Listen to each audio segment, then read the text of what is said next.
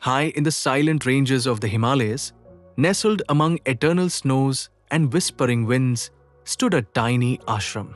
Here lived Rishi Duronanda, a sage so still even birds forgot to fear him.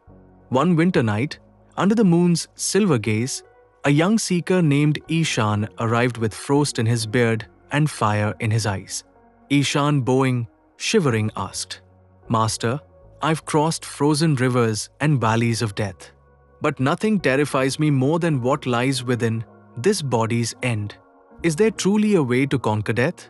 Rishi Duronanda, opening his eyes slowly, said, "Death, you say?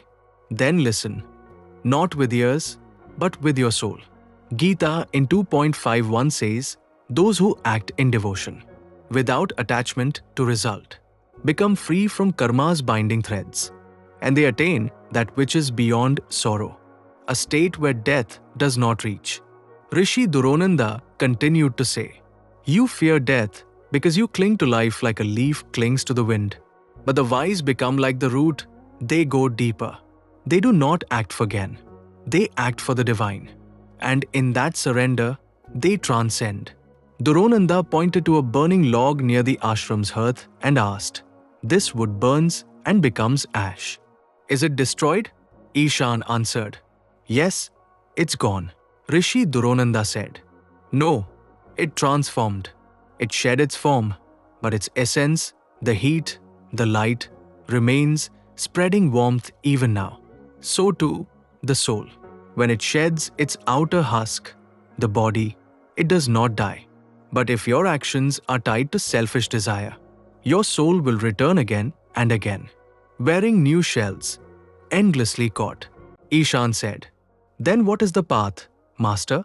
How does one act without becoming bound?"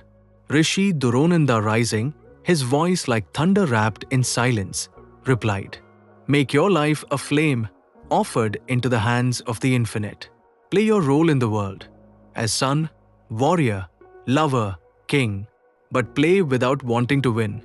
Do, not for fruit, but for freedom. When action becomes offering, the soul becomes wind, free, ungraspable, deathless." Ishan stared into the stars above and asked, "So heaven is not the goal?"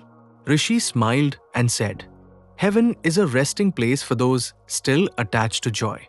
But it too fades. The eternal place, the Santana Padam, is not reached by desire. It is reached by devotion. You are not born to fear death. You were born to rise above it. The Gita doesn't ask you to run from the world. It asks you to serve without chains. When you act as a soul, not a self, you touch the realm where death cannot follow. That is freedom. That is yoga. That is the eternal home. I hope you learn. Om Namah Shivaya."